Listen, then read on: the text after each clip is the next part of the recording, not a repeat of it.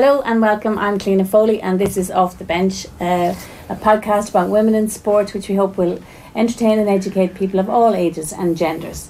You can find all our previous episodes on iTunes or on the podcast link, on the series link if you go into offtheball.com, check it out there. 2 weeks ago we did a World Cup preview, Women's World Cup preview. It's less than 2 weeks, we're 2 weeks into it nearly at this stage, with Rihanna Jarrett and Ruth Fahy, and I'm delighted today because we will be talking some World Cup to have sports journalist Marie Crowe and Sue Murphy, head of everything around off the ball. Basically, I like that title. I'm going to keep that. Head of everything and off the ball. How are you? Welcome. Welcome. Good. Look, we decided we'd have a very quick chat about World Cup because it's still ongoing, and in fact England have their last group game this evening, so we're just missing that, and there's a lot of stuff still ongoing, but we're not out of the top six, we're not into the top 16 yet. But what are your general impressions? Like, what have you noticed, even with the conversation about the World Cup, if you like?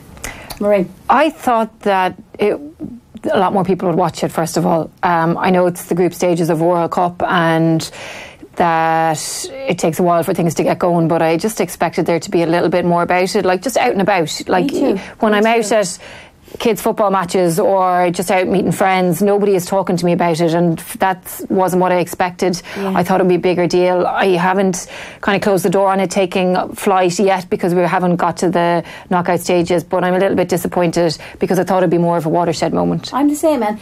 Like I hear, and we talk about 2020 in here and everywhere else and in RT as well, but like I listen to news sports bulletins and they don't lead with the Women's World Cup, and in fact it's the last thing they mention at the moment. It's the very end, and it's the kicker at the end and at the Women's World Cup, and I know Ireland aren't involved, but I am surprised at that because I thought we were just starting to move out of that. So yeah, it's weird for me because I'm in a bit of a bubble in here a lot of the time because you're just looking at sport all the time. So I definitely feel like it's more a part of the conversation than it would have been before. So when I come in the mornings, there's 2 or 3 people that will have a conversation with me in the department about, oh, did you see the game last night? Oh, it was a great game. And I feel like that's a change. I feel like that hasn't been happening before. What annoys me is some of the conversations I've been having around it are people saying, oh, well, I'll start watching it when it gets to the 16, when it starts when the good matches start going. And I'm like, well, the matches are quite good now anyway. So, you know, now I've just been watching a good bit of it because I've been home a lot. So, and the matches have been really good. And that's what's really disappointing is they're actually missing out on good football. Well, as I said to people, there's bad games and there's good games, which is exactly the same as the World Cup. Every World Cup, you know, and every major sports tournament, but irrespective of the gender. Like last night's games were Brazil and Italy was amazing. And Italy to me are the dark horses, and I'm absolutely loving them. They're running out of energy a bit already, but I couldn't get over how good Italy are. I'm really fascinated by them. So that Brazil and Italy, I was actually texting people at home saying, who I know are football fans, saying, go over and watch it because really this is a brilliant game. Cliona, I think people who are going in looking to find what they're looking for, which is negativity, which is focusing on, you know, if a player scores an own goal like Wendy Renard or the Thai game where there was a lot of goals let in, they're going to find that. But people who are going in with an open mind and are appreciating it on merit and what it is, it's the Women's World Cup, I think they'll be surprised and they'll be entertained by it. We should tell our listeners, this one is really amazing. I mean, I was shocked by it. Marie was equally shocked. Charlie Hebdo, which, I mean, there's a big question about have the French embraced it really, and will French people embrace it as such, and do they embrace women's sport? Now I think with rugby they really clearly do. The Six Nations are giving great coverage, but the Charlie Hebdo front cover, people should know. Now it's a satirical magazine, and obviously polemic magazine that gives out about everybody, if you like, but the cover, would you believe, was a vagina with a football inside in it, and the headline was Women's World Cup, we will eat it for a month. And I just that shocked. Cliona, I had to click off it when I saw somebody tweet, I've just seen the cover, and I searched it and I had to click off it, and I kind of sat back for a minute and, you know, tried to get my thoughts together and say, right, well, it is a satirical magazine, let's, you know, give them the benefit of the doubt. And then I said, you know what, we're trying to have something positive here, and football is a positive thing, and girls playing football is a great thing, and the Women's World Cup, everybody watching it is brilliant, and it was so negative. Like, it wasn't it was so sexual. And like, I thought, and actually I don't speak French good enough to actually understand the text, and I tried to look an article up online and I just couldn't make sense of it. But one of the key things they were saying in it was and they were talking about, they were talking about this stupid event, and should women take part equally in this stupid event. So basically they were having a go at football. But if they were having a go at football, I don't think they're going to put a man's penis on a football on the front cover and say we will eat this for money. No, it was the sexual. Yeah, and if there was, aggression. there'd be way more of a storm about it. It hasn't even seemed to cause many waves over here. Yeah, you have to go and look for it. It's not in that, you have to actually search for it to find it. Yeah. But it's kind of upsetting because when you look at the French games are all sold out. The French team are a really good team. I mean, people really fancy them for this. And they're right behind the team, and there's an excitement about the French team when they're playing as well. So I don't know. I don't feel like that's translating across. The other thing as well that I've noticed about the difference this time, I feel like people are being properly critical of the teams. Yes, and that's there doesn't seem, well done, the girls are playing. There's none of that. It's more level of analysis. God, she was terrible there. Look at the mistake she made. And I think Colin Bell has been brilliant on the panels. Yeah. Emma Byrne has been really, really good. Megan Campbell I really like as well. Megan Campbell is really. I like actually so many of the RTE analysts have been really, really good. Yeah, they're calling it out when it's bad, and that's what you need. And that's what you want to see. Yeah. That one jumped out at me. The other thing jumped out at me, this notion that that 13-0, that the Americans shouldn't have celebrated the 13-0. And also another one that interested me as well was the notion of seeing teams crying when they scored a goal with joy, which is something that I let's be honest, I don't think you're going to see that in a men's game. But again, without context, I think that's important to talk about why you might see that. So the 13-0, where did you lie on the Americans celebrating each and every one of them? I was on the fence on it. I suppose from one point of view, I thought, okay, when I look at a team, I do expect them to, like a great team, to have a little bit more than just be winners, to have something a little bit more about them, that they might have a bit of empathy, a bit of humility. But the other side of it was that it was, it's a World Cup. They were breaking records. They were breaking records. They deserved every single one of those goals. They have worked so hard to get to where they are. And also, I know I've mentioned the mini World Cup, but like I was at mini World Cups with kids, and some kids were scoring 7 and 8 goals and celebrating every one of them and enjoying it. And mini World Cup season for parents at the moment, and enjoying mini World Cup. And enjoying it so much. And I thought, well, that's exactly how those girls must feel. They feel like those kids, that unbridled joy of scoring a goal on the big stage. And I said, you know what, look, let them at it. Yeah, I watched it and I didn't flinch at all. Even when they went the 13th, I went, because I knew the 11th was equaling the record for a single game in a World Cup. I knew that the 12th then had put them over it, men or women's. And then the 13th, they did the thing along the subs bench, and I thought, fine. I mean, they're really, and also it was a fifth. There were people scoring goals. Carly Lloyd came off the bench and scored a goal. It was a fifth for the big star, of 5 goals in one game. It didn't bother me. And then I saw all this storm coming about it, and a lot of it was Canada. Well, people laughing saying that was done by the Canadians, but actually there is there was a great line in this article that I spotted in The Guardian by Arwa Mahadi, and it is. She said there's something infuriating about a bunch, and it wasn't all male commentators, but about a bunch of male commentators telling the world's best soccer team, tone it down, ladies. It smacks of sexism, as many people are quick to point out.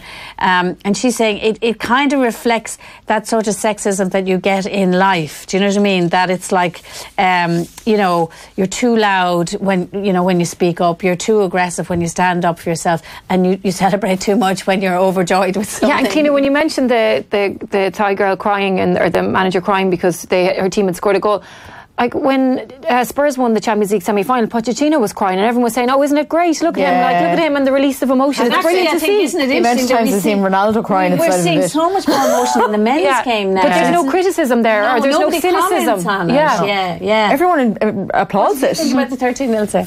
I thought there was at one stage I switched over to look and see what was going on in Love Island, and I missed a goal, and it was like 2 minutes. I was like, how did I do this? But I really felt like there was a point where there's something that's not sportsmen-like, maybe sportswomen-like about it. It was just a bit. I think it's fair enough to criticise that it wasn't sorry sporting, for Thailand, but not that it has anything to do with gender. No, not at all. No, I just did feel like it was like watching a dying animal. At one point, I was like, they're barely on the pitch. And the points were being made. Look at score difference could count. Also, the fact that the Thais in their next game, when they did score that goal, and there were tears, and the Jamaicans also cried when they finally scored a goal as well. The people need the context. Jamaicans are the first women's team from the Caribbean to qualify for World Cup. It never happened before, so you can understand that. And for the Thais, it's a huge deal. And if people have seen the woman on the sideline with them in the white suit, the manager, she's a woman, she's nicknamed Madam Pang, but basically she's the woman who is funding them. She's a benefactor, she's a billionaire with an insurance company. She employs the players if they're out of work in her companies, and in the build up to the World Cup she's been paying them double salaries. So I mean, she's actually, you could see why they were so invested. I thought they were grouped in the second game as well and got their act together in the second half. I didn't think they were as bad as they were. They were really lucky to meet the Americans first thing. But Cliona, as well, like there's context needed for all of these stories as well. You spoke very well about this. I heard earlier the women's US team as well. I think their celebrations were a lot more than that, because for years they've had to fight to get to where they are. They're locked in a gender discrimination lawsuit against the FA. Exactly. So I think that it wasn't just goals they were celebrating. I think with every one they were proving a point. Look what we can do. Look what we are capable of. Look what we deserve as well. You made a point earlier in the week, and I heard you make it very well, that people are even people who are watching this Women's World Cup and getting interested in it, and it's great because it's in our timeline, we're still not realising the amount of inequality and inequity that's out there. Yeah, and I think it's a good opportunity when the eyeballs are on women's football for people to be informed about how difficult things are for a lot of these teams and a lot of these nations. And I'd made a list, and I can read the list if you want. The list. I suppose the one that everybody knows is that Ida Hegerberg isn't playing. Isn't there? Yeah, and she's the best player in the world at the moment, Ballon d'Or winner, and she hasn't played since 2017, but she hasn't been too vocal about why she isn't playing. But the understanding is that she wants things to be better in her country at the youth level, at the Norwegian FA, wants better structures in place. She's made representations to her association, and they haven't responded accordingly, so she's taking a stand against that. We mentioned the United States suing their own governing body for institutionalised gender discrimination, and look, for years they've been going over and back looking for equality, and they still obviously haven't got what they're looking for, despite being the team that brings in more revenue just compared to the men. Some other interesting ones: after winning the African Women Cup of Nations in 2016 and qualifying for this World Cup, Nigeria staged a sit-in at their team hotel over outstanding payments. Jamaica's players only recently signed contracts with their federation, which ensured they would be paid this summer. So their head coach had not been previously paid since funding was cut 4 years ago. And I think, isn't it Bob Marley's daughter is doing a lot of the funding? Bob Marley's daughter is funding them, basically. Yeah, which is again amazing. Right. Australia went on strike after the last World Cup, demanding increased pay. Brazil's players united against their governing body after their head coach Emily Lima was replaced by a man. Chile and Argentina are both were among 6 South African national sides deemed inactive. They're playing at the moment in the World Cup. The Argentinians are amazing. They're back after having nothing. That was just 3 years ago. 2 or 3 years ago. They didn't have enough games. Incredible, yeah. Nigeria and Thailand are qualified, and they went long spells without playing. In Pakistan, the women's team have not played a game in 5 years. In Afghanistan, which is really disturbing, the national team accused their federation's president of sexual and physical abuse in December 2018, and I've read up on this, and we've mentioned this story before, and this is one of the stories actually that I think we really should mention today, because there was marginally tiny good news on this just as the World Cup started. Susie Rack in The Guardian, a really good sports journalist over there, has led this story and broken the story. But basically, the Afghanistan women's team have, at least a handful of them, if not more, have claimed sexual abuse by some of the people involved in their FA and in their management teams. I mean, horrific stuff, to the point where they're on training camps, men coming into their rooms involved with management team, pressurising them to have sex, telling them they'll be dropped off the team, so and don't then have sex. Throwing them off the team and spreading rumours about them. Team and spreading rumours that they're all gay. And in Afghanistan, unfortunately, there's still a terrible stigma attached to being gay. And the most horrendous story, and the bravery of some of the women involved with Afghanistan's team, is just amazing. There's a woman called Khalida Popple, and she was head of women's football in Afghanistan, and she actually had to leave the country and is now based in Denmark, and has tried to keep their programme going through Denmark through other girls that have left the programme. So this is a sort of level of stuff that is going on. But the good news, and as I said, Susie Rack interviewed players, broke the story. If FIFA couldn't ignore it any longer, and in fact also the Afghani government have had to take charge of it. But the the president of the Afghani Football Association, a guy called Karamuddin Karim, I'm deliberately giving out his name here, has been banned from football for life by their FA and fined £1 million Swiss franc by FIFA. They've suspended 4 other people who are involved in the women's programme and taken away, I think, their passports, or taken away their ability to travel. So at last it has finally been taken seriously. But if you read the stuff, and if you look at Susie Rack, W-R-A-C-K, any of her writings on this stuff, it would make your hair stand on end. It's actually so hard to believe, Cliona, isn't it? Like, it's just, I mean, these are women just trying to play a game, horrendous. trying to play sport that people all over the world can just pick up a ball, put on a jersey, go out and play, and what they have to endure just to do that. Yeah, so it's really important that this stuff is highlighted. It's brilliant to see a World Cup, and we're hoping to see more and more people take interest in it. But this is what people have to suffer to play sport. I think it's still showing, like, obviously there's stuff that's going on behind the scenes, but you even see it from the teams themselves, in that the funding isn't there to actually keep those teams going. So they're not on the same, like Thailand aren't on a level playing field. There's such an arc of support for these teams that we're even seeing at the World Cup. Because they're just not getting the support. Yeah. And really interesting, even with that Afghanistan team as well, because that story broke in November. Their sponsors, Hummel, were the company that sponsored them. Hummel pulled out. And we can say this all the time and off the bench.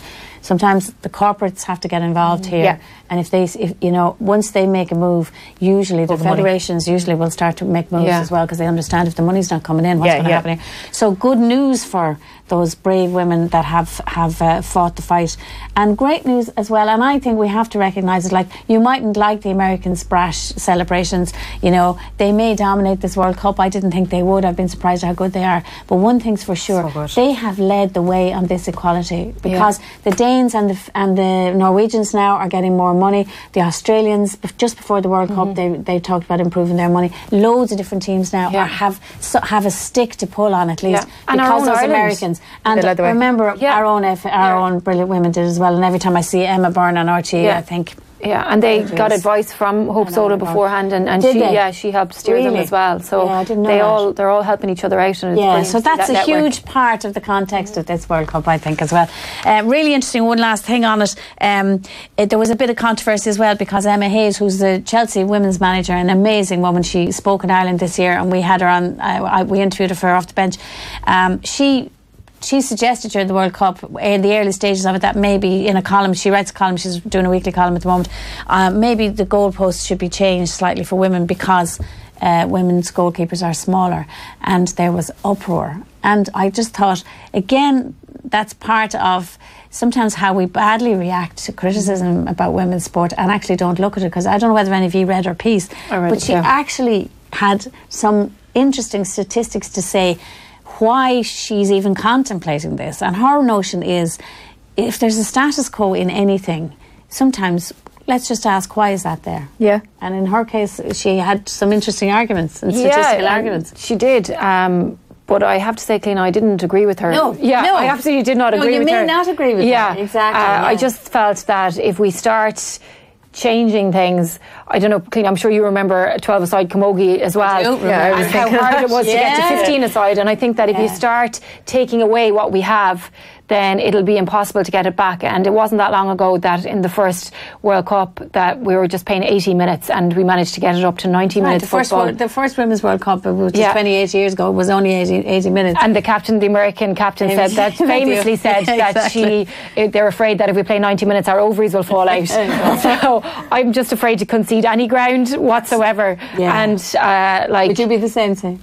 I don't agree in the pitches, but I wonder sometimes about the goals.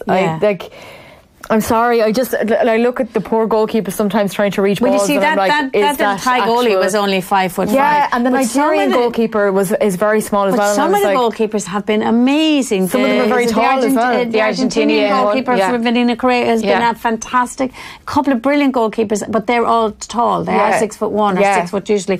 Her point was, you're have tall and small, and you see. So that's the problem. Her argument was the Premier League, the average male goalkeeper is 6'3", and in the Women's Super League in England equipment, it's 5'8", Yeah. and the goal is 8 foot high and 24 feet wide.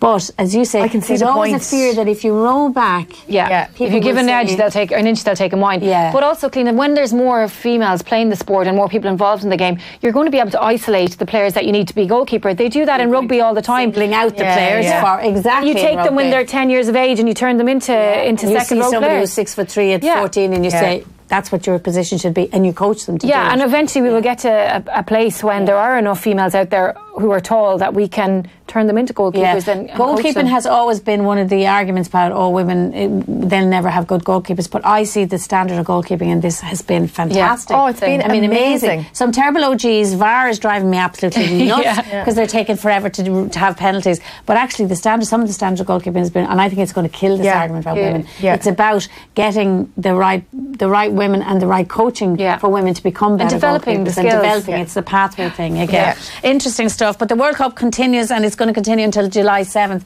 and it's only going to get better, I think, because it's really surprised me. So there are teams who have surprised me. Australia is my Australia. I love fancied. Australia. I just think they're great. Yeah, and it's funny. There's so much fire. Yeah, and our two analysts in here beforehand, Ruth and Rihanna, both said they thought that Australia mightn't be, might just be about Sam Kerr, but actually they have looked to be better balanced. They've been great. I love the Netherlands. They're growing into it as well. But I think they were in Ireland's qualifying group for this, we got to know them quite well. Yeah. But I think, like Cliona, it's just a bit disappointing that Ireland aren't in it. So it's hard to for it to capture the imagination. That's one of the problems. But I do think that when you have young girls seeing the World Cup on the television and see that there's a pathway there and they find heroes, that's enough of a success for me anyway in Ireland, that this next generation are inspired. And I think they're going to be watching it. Yeah, like it's very hard to penetrate the mainstream sometimes, but I think that the next generation will benefit from this. Yeah, I think so as well. And by the way, Ireland's women's qualifying for the next European Championship starts in September. They're in a group with Montenegro and Germany and Ukraine, I think.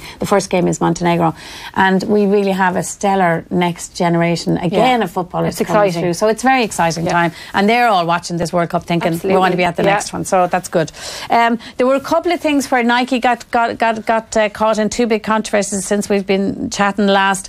The first one, obviously, people will know about at this stage, was the pregnancy argument. A couple of very high-profile athletes in America, particularly, came out. Track and field athletes, Alicia Montano, Cara Gaucher, a marathon runner, and then Alison Felix, which is the really interesting one, who's a 6-time Olympic champion, 11-time world champion. Probably the best known track and field. She's box office. She is super box office, and also a Christian, God-fearing, perfectly spoken, always been the voice of Nike in America, came out to say that actually when they were pregnant and they were trying to negotiate contracts or negotiate their performance standards when they came back to compete after having their child, that they struggled with Nike. And were you surprised by this, Sue? I wasn't surprised by it. I was upset by it. But I mean, I work in sponsorship, and I just feel like when you sponsor somebody like that, you're sponsoring the person. You're sponsoring the fact that she is box office and she is amazing and she's a brilliant athlete and she's a lot of other things. She is a great speaker, blah, blah, blah. You're not just, I'm going to withdraw that now because on the basis of the times you're going to have a baby performance. Like, surely that's a good thing to show that a woman is going to have a pregnancy and then come back into the sport and work in sport again. Well, why would you not made a big deal of it for Serena Williams? Yeah, exactly. What really bothered me about it, Cliona, was the fact that there was targets put on them to come back. So the pressure that these women were under was absolutely horrific. To think that Alison Felix had a baby who was in ICU. Her baby, she had a very difficult birth. Yeah, she had preeclampsia and her baby 2 months terrible. And to think that she was going in and out of ICU every day to see her unwell baby, and all that she could think about was, how am I going to get back when I'm supposed to get back? To even think that a company like Nike would put a woman under that pressure is just horrific. They during her pregnancy they wanted to cut her payments by 70%. 70%. Like that's I can't even see how that's legally surely possible. it's like if you're employed by a company, you have maternity leave. Well, the American maternity leave is very different. It is a very different system. That's but one of the complications. I think it's a terrible, obviously the whole thing is a terrible system, but surely if you're employed by a company, there should be a period where you're allowed to go and have a baby and come back to your old job, like we are in this country. I'll tell you a story. I remember a prominent Irish track athlete, or track and field athlete, she was getting the very high grants every year, and she got pregnant. And I questioned her and said, do you think you'll get the money next year? And she said, why would I not? And I remember thinking, why would you? Which is a bit of a sin on my part. Yeah. But I do remember thinking, well, if they're giving you that and you're not competing, somebody else in the high performance is not going to get that money, or maybe there's a junior development athlete who might get it. But now this is a state thing and this was a different thing. But then I thought about it afterwards and I went, do you know what? She's right. She's been training, slogging her guts out for the Irish jersey for the last, how many years, and she's taken a break to have a child, but she says she's coming back and she's hoping to qualify for the next major championships.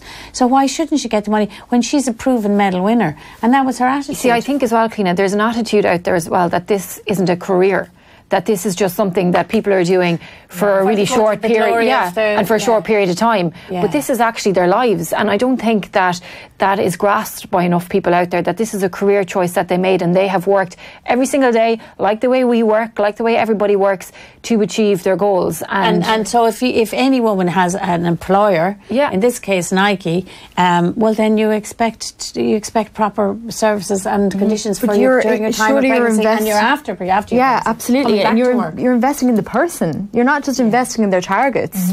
You're investing in them being a good person as a brand ambassador.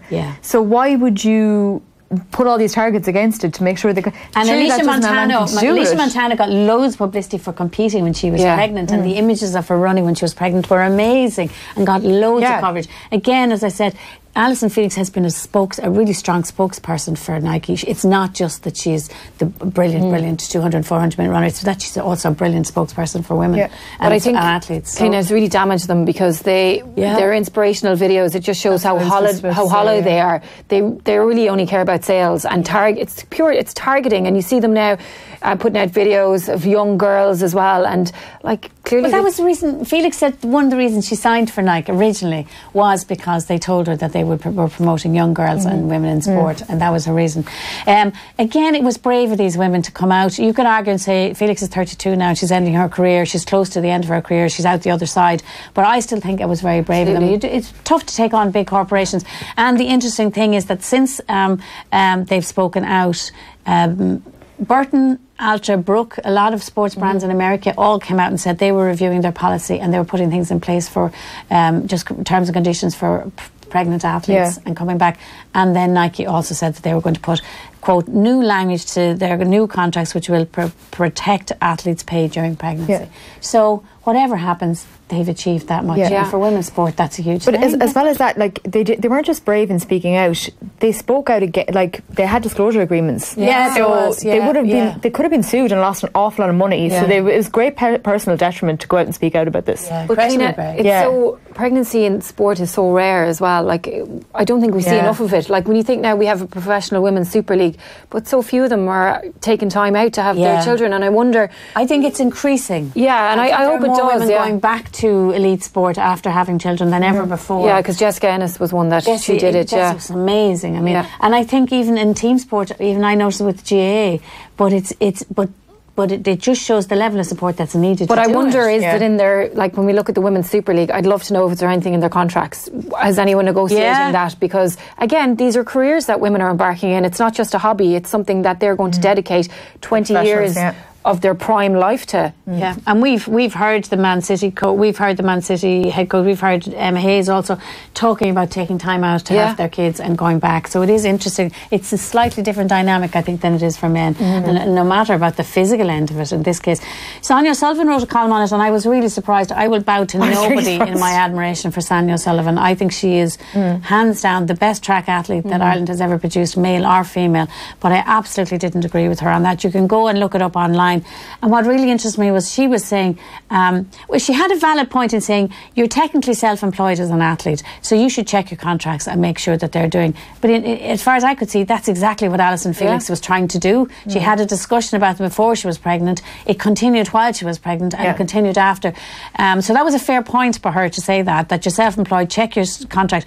But she said getting paid to do something I love doing has always been a privilege and never an entitlement. And she seemed to almost take an old school attitude that athletes do it for the love of the sport, not for sponsorship. And it's a privilege, And now I just don't think professional sport is at that level. I think these are people are working for these sponsors full time. Yeah. It's their career. It shouldn't be an entitlement to have proper terms and agreements, should it? Yeah. Well, they're not grafting as hard for the... not graft, but I mean, in Sonia's time, she would have been grafting very hard to get a sponsorship behind her. Of course she was. And talked about how she managed it around her pregnancy, which is interesting. And she said that she actually liked the fact that they said, we'll give you gear while you're pregnant, but when you come back running, we'll renegotiate your contract. And she said that took less pressure off her in terms of having to get back and having to produce times.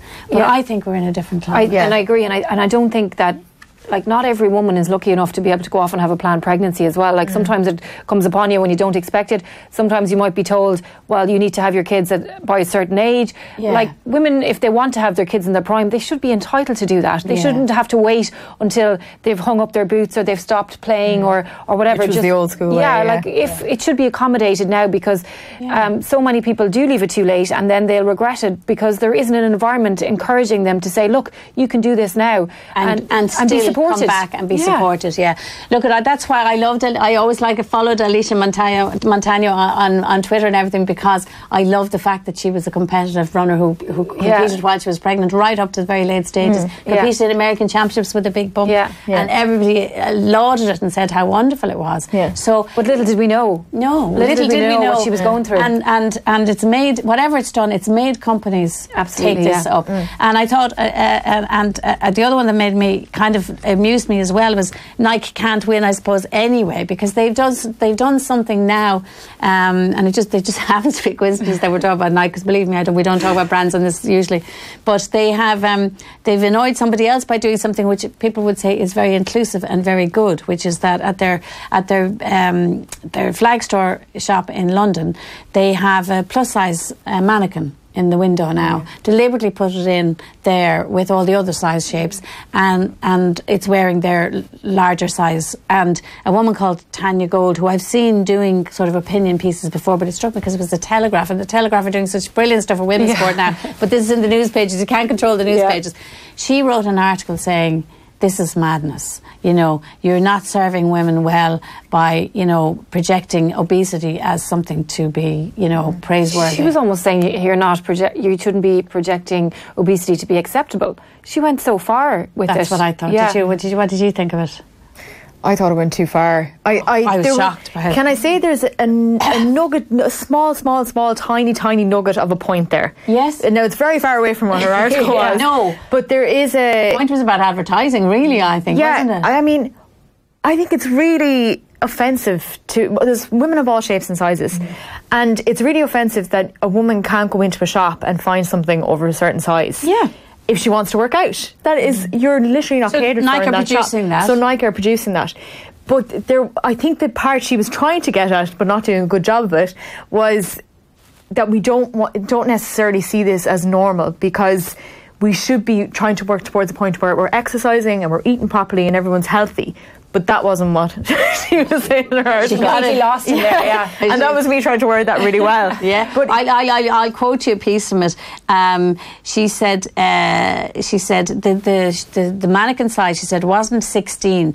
It was immense, gargantuan, vast. She was heaving with fat, which I couldn't see at all, to be honest. When I looked at it, I didn't see that. I didn't see fat, no. Obese, pre-diabetic. She said it was all these things. She says, her point actually really was also about advertising, because she was saying it's unease that sells clothes, bags, cosmetics as redemption to women, that, and she was complaining about the fat acceptance movement. But by God, did people kick off on social media. And people, it's just so unfair. Actually, it was really great, because people who were were large size said, you know, I'm training for marathons. This is why, you know, I struggle with my weight, but I'm actually fit. You know, 'cause not everybody you see that's big is unfit. That's what she. That's what she was saying. Really, what came across with her was that you're all that you're dangerously unfit, and that you're going to have a heart attack.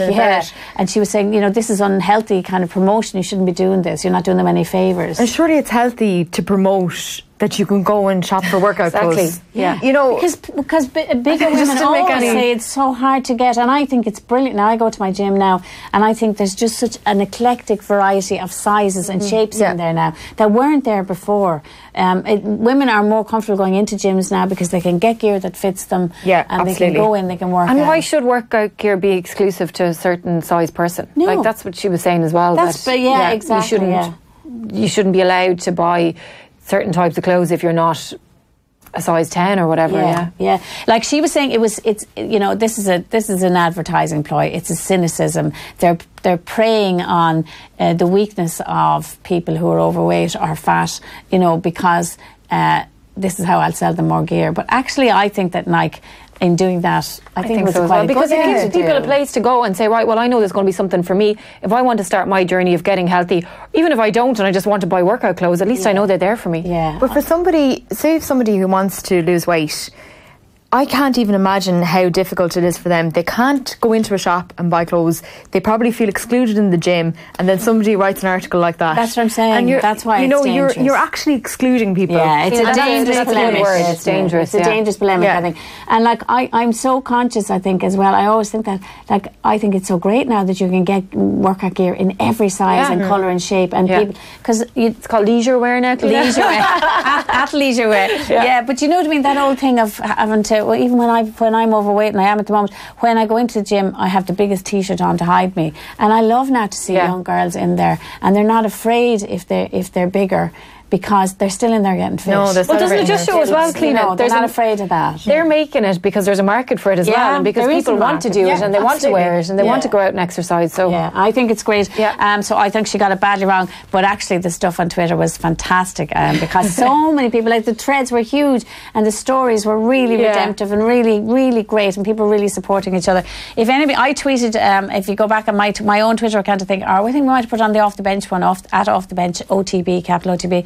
But a woman that I saw during the London Marathon that absolutely just amazed me. There was a guy doing brilliant colour interviews during it, and he stopped technically a fun runner.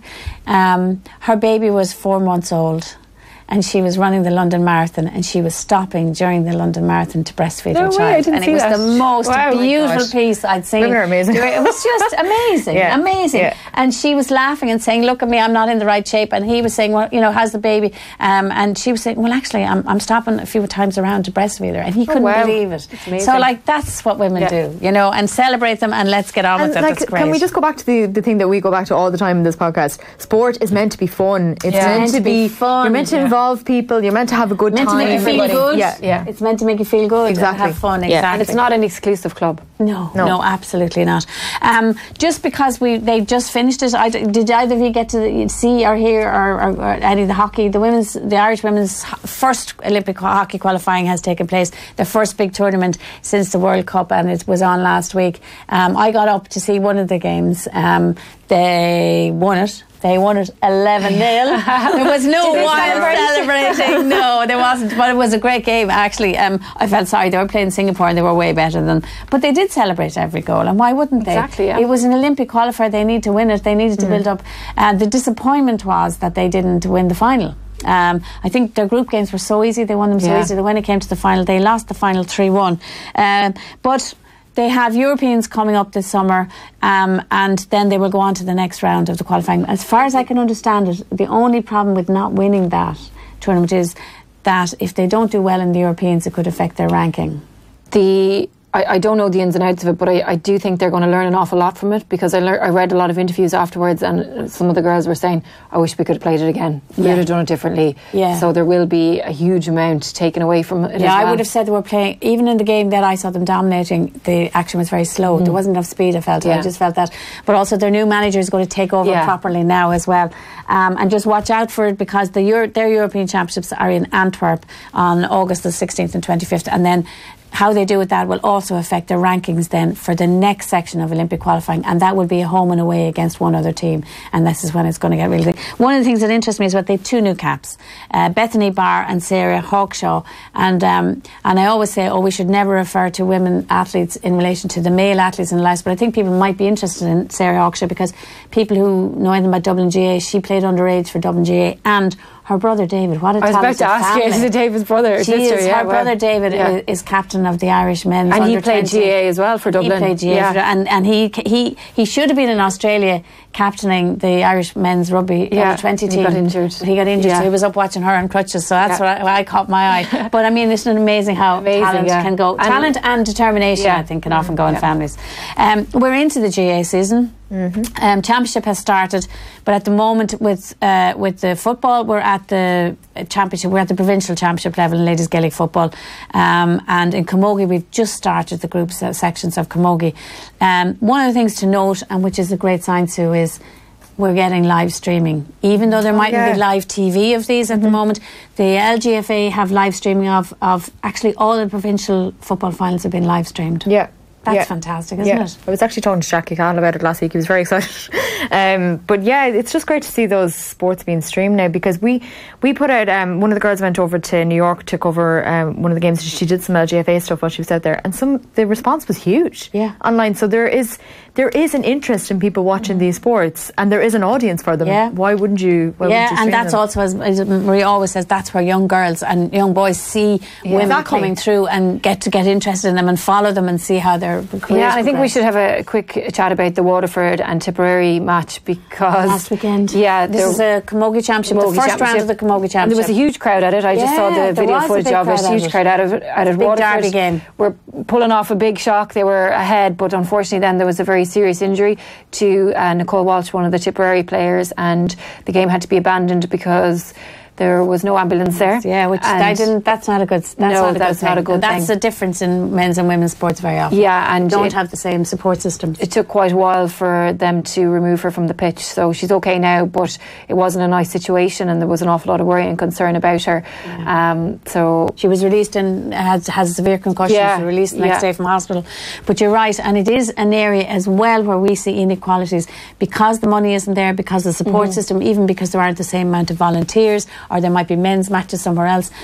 That sort of thing about having an ambulance at a match, that's dangerous. And unfortunately, Waterford, for her health, Waterford were actually leading Tip, which wouldn't have been expected. That was not on the cards at all. And now the game's going to start and be replayed. So the replay of that is going to be very interesting.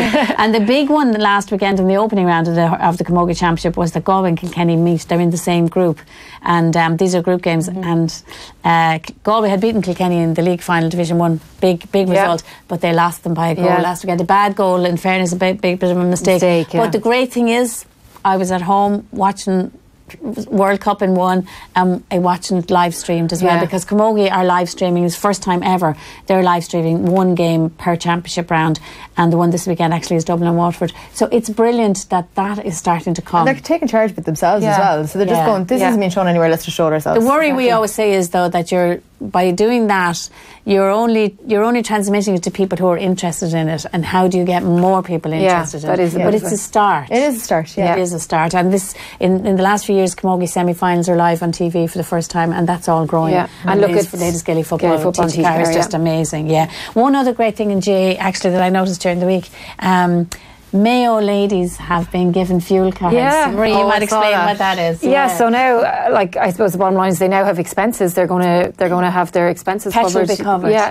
By Top Oil, I think. Which is amazing for them, and what a win as well for Top Oil, because they're getting great coverage. They've got great publicity. Yeah, but it's such a big thing, even though it might not seem like it is, but these little moments, I think, end up making a bigger movement, and hopefully other counties will see now that what the benefits for Top Oil and following the footsteps of them, and cover some of the girls' travel expenses. Because as the WGA, the Women's Gaelic Players Association, pointed out, only 6% of inter-county female players get any expenses of any kind. And this, for Mayo, is the first time where their petrol is going to be paid. And that's a big expense for players very often. It's absolutely huge, especially if there's girls coming from Dublin or Galway or anything like that. I mean, and actually they seem to be very proactive, Mayo, because they got a gym this year. They got a specialised gym. And I know Andy Moran has been great to them over the years. He used to give them free membership of his gym. But I think they got a new training facility themselves. But their promotion is very good as well. Like somebody's doing a good job down there. Something right there, and attracting sponsors. And it all bounces off. Before we finish, we always do hero of the bench, somebody that we nominate that we has caught our eye in the last few weeks that we think this may have not got the publicity or the recognition they deserve. And I'm going to start it. I normally get you to start it. I'm going to start this one. And my one is Amy Lee Murphy Crowe, which is always a mouthful to say. Amy, one of my favourite names. I know, I always laugh at it as well because I say poor old rugby commentators with Amy Lee Murphy Crowe.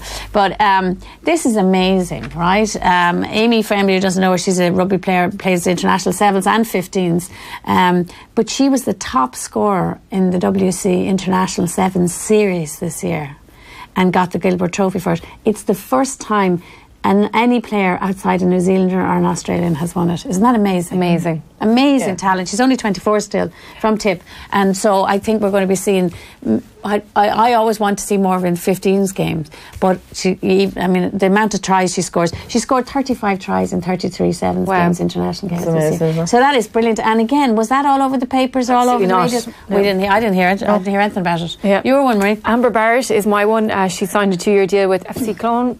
Is that how you pronounce it? In Germany.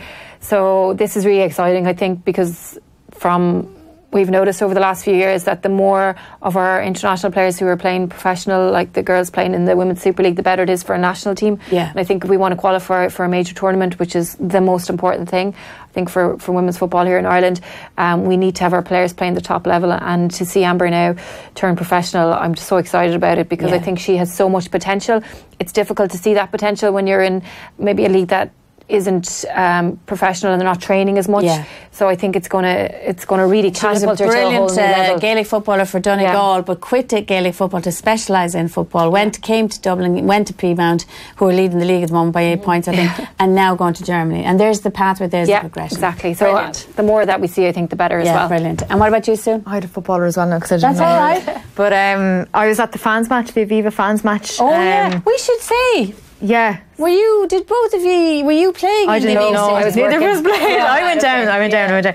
But Katie McCabe and Louise Quinn were there, and sometimes we forget that there is these girls that are really interested in women's sport and look up to these girls as role models. And there was a couple of girls that day, and Louise Quinn and Katie McCabe were just brilliant with everyone. They were managing the two teams, but they were brilliant. They were just like Katie McCabe was like, they told me not to go on, but I'm going on. And she was like, I saw the video of her team talk, and she was like, never mind being friendly, get stuck in here. And I was trying to get Louise to do an interview at one stage, and Louise was genuinely like, oh, what's going on over there? I was like, Louise, camera. Competitive. So they gave their heart and soul to it, and they were just brilliant with everyone that was there, and that's exactly what you need. You need great role models like that. These are two brilliant Irish players playing for Ireland and Arsenal, but have very little time. Actually, I was talking to Louise Quinn recently. They really only have 3 weeks off, and they're back into pre-season very quickly. And to come down and give that time and be so great. They were brilliant, and they were infectiously good-humoured and positive, and just good to be around. Loads of energy about them. They were brilliant. All right, before we finish up, we have an event coming up. Sue, you might tell us, as Queen of everything around off the ball, the boss of everything. I really like all these titles. Nobody else knows this except me. The 11th of July, we're going to be in the Alex Hotel. It's 3 and 20 by 20, and we have a panel of Irish legends and icons. So we have Sonia Sullivan, Annalise Murphy, Mary O'Connor, Louise Quinn, Katie McCabe, I think is nearly in, Jessica Harrington and her daughter Kate Harrington. And I think that's it at the moment. But so we have a few more to announce. Off the Ball do these road shows all the time, all around the country on different sports, and I'm always like, why is it all men? Why are they always male sports? A lot of the times there are. Not always. Sometimes they have female guests when they can get them as well. But this is exclusively female. All women. This is all women. Yeah. And it's open to all age groups as well. It's open so to you don't all have to age be, groups. it doesn't have to be over 18. And you don't have to buy a ticket. What you have to do is you have to go into offtheball.com/events and go in and book a ticket. Yeah, that's all you need to do. It's free. It's on the 11th of July, and it starts at 7:30, and we're going to have about 3 different panels, so you can come down. We are going to have a great night. I'm looking forward to somebody asking Sonia Sullivan now about her column regarding pregnancy. You're looking at me, aren't you? She listens to this. She's going to give out. I think we're probably going to have 3 different groups, 3 different panels over that group of time. But please come. It's just going to be great fun. We want to hear you. We want to see you. And as I said, go into offtheball.com/events and come down to that. And also, one other thing I'm going to give a plug to before we leave. Swim Ireland have started a similar conference for young girls over the last 3 years, and they're running their next one on July the 3rd. It's one time a year. It's their Inspiring Girls Conference. I've been out of the last few years. It's we brilliant. were last year. It's brilliant. It's brilliant. It costs 20 quid. They get a free T-shirt, but they listen to and get to meet the most amazing, some of Ireland's superstar female athletes. Talk to them about everything, lifestyle, ambition, motivation, body image. It's just incredible. As I said, if you have a daughter who's interested in sport, or you coach girls who are interested in sport, and also you can go as a coach as well. So the coaches can go as well. I just think it's a brilliant day. Their panel is brilliant this year. Their panels are amazing every year, and they look like it's going to be brilliant. Yeah. So July the 3rd for that, if you're working, you're coaching young girls and you have young girls, and then if you're interested, or your coach, or have any interest in female sport, we're going to have superstars on July the 11th in the Alex Hotel in Dublin. So get into offtheball.com/events and book a ticket for that. They're free. So listen, that's it for us from this time. Thanks so much to Marie Crowe and Sue Murphy, and enjoy your sport until the next time.